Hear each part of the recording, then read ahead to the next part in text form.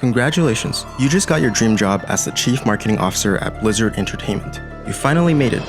You spend your morning feeling good about yourself, updating your LinkedIn profile, when your CEO steps into your new corner office and says, "Hey Greg, so we gotta hit our quarterly revenue, so I need you to make a kick-ass trailer for our subpar video game we're launching, so we can sell a boatload of games. Think you can manage that?" You suddenly realize you're out of your depth and can't even remember how you got this job in the first place. Oh my God! Okay, it's happening.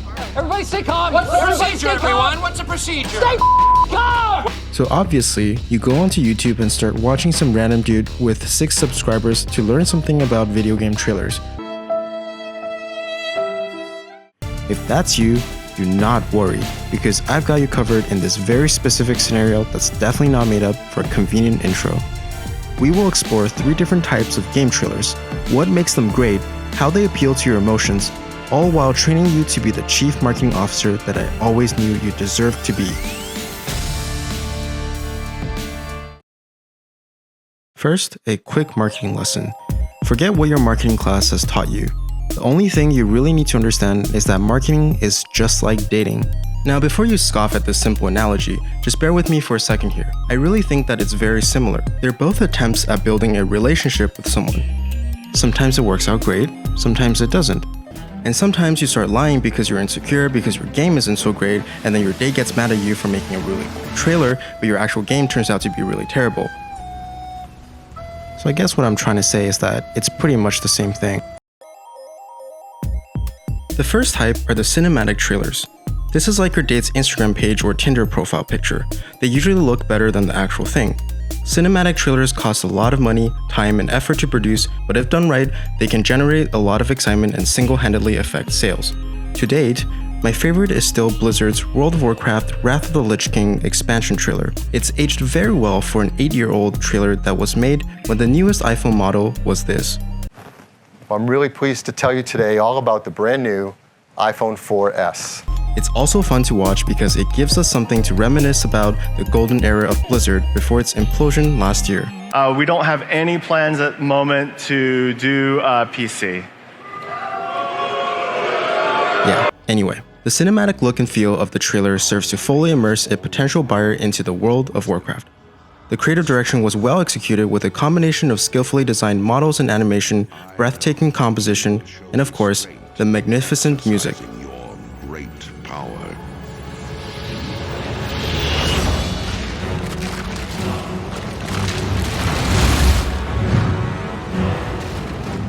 Apart from the artistry, the marketing objective of the trailer is clear: to communicate just how powerful and menacing the baddie of this expansion is, and to convince the players to join in on the fight.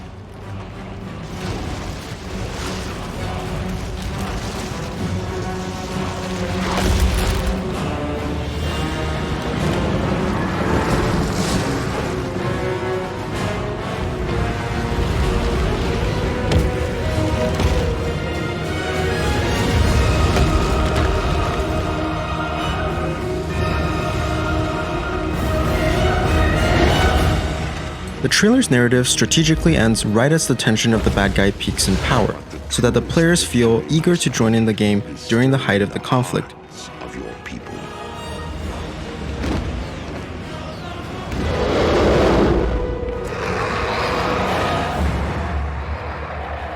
I tell you this, for when my days have come to an end, you shall be king. Another way of building these cinematics is to simply capture and tease the atmosphere of the game. Red Dead Redemption 2's trailer does an awesome job of portraying the Western-style air and the sense of openness of the world in which you'll be able to explore. There's actually another reason why this trailer has no apparent plot or characters, but we'll get into that later.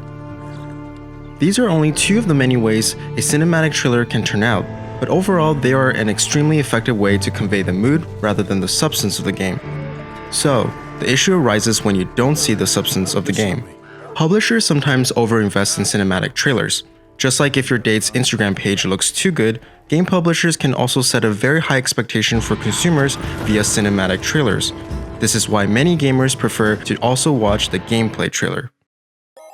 If we're going with our dating analogy, which admittedly I'm regretting a little bit, but I feel like we've come too far to stop now, gameplay trailer is closer to what your date looks like in real life, out in the world and nature that is not Instagram. For smaller developers who don't have as high of a marketing budget, this is a primary way to show off their game, its mechanics, feature, in-game graphics, and more. For the current generation of AAA games such as Cyberpunk 2077 and the aforementioned Red Dead 2 that have spectacular graphics, gameplay trailers are replacing cinematic trailers since their in-game graphics can almost be a substitute. There's also a cost-saving incentive because these are much easier to produce, thus cheaper to make. Many of them are accompanied by a voiceover to highlight the many features and mechanics of the game. One of the new weapon modules we now have installed is a ricochet targeting system connected to our eyes. This allows players to bounce bullets off walls and hit enemies hiding behind cover. In marketing, this is called showing off the value propositions, otherwise known as telling your date how big of a house you own, that startup you just sold, and the size of your bank account. Alright guys, I'm trying real hard to stick with the analogy here, so just bear with me for a second, alright? The target demographic for these trailers are relatively experienced gamers and audiences that have heard of the game, perhaps watched the cinematic trailer, who are now interested in seeing how the game actually plays. Now, most marketing campaigns for games use a combination of these two types of trailers, and it makes a lot of sense. You have a cinematic trailer that captures the tension and excitement of the general audience, resulting in a subset of the audience who are interested. Then, they'll either voluntarily look for or get served an ad for the gameplay trailer. In marketing, this is called moving a customer down the consideration funnel, otherwise known as brainwashing you closer and closer to buying the damn game. The gameplay trailers thus serve more to convince skeptics and interested gamers that your game is indeed worth purchasing. While there are still a lot of false hype issues with gameplay trailers, the extent to which you can manipulate the content is much more limited. Alright, so before you say, but wait, what about those No Man's Sky and Atlas's gameplay trailers? Don't worry, there's a special place for them in this video.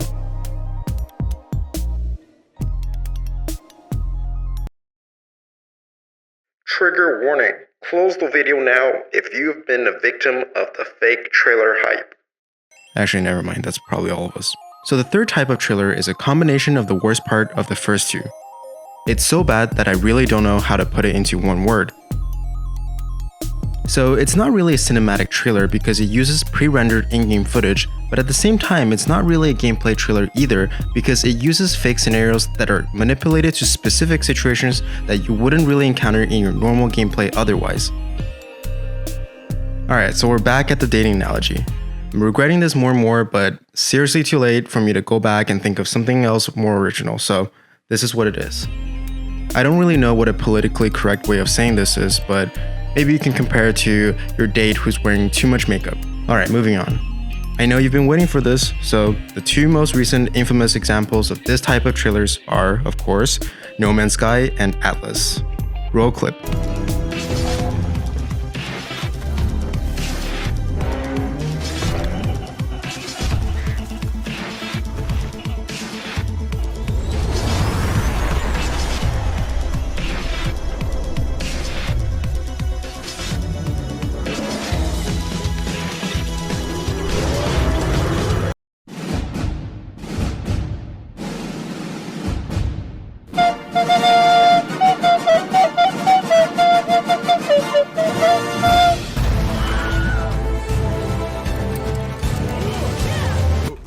What the fuck?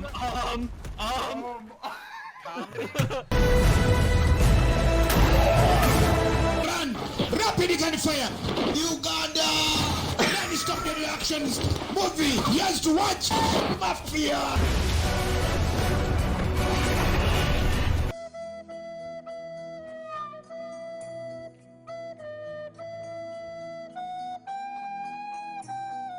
Alright, so what did we learn? The takeaway here is one seriously beaten to death in the world of business and marketing, but which nevertheless holds true, and that is understanding, and I mean really understanding, your relationship with your customers. Trailers are made to promote and sell products to people. If you understand what your audience is expecting, then you can build your trailers to pull the specific emotional strings that will get them to want your product. Blizzard knew, Hastings, how to do this masterfully as it called on its fans the nostalgia of Arthas from their beloved Warcraft franchise.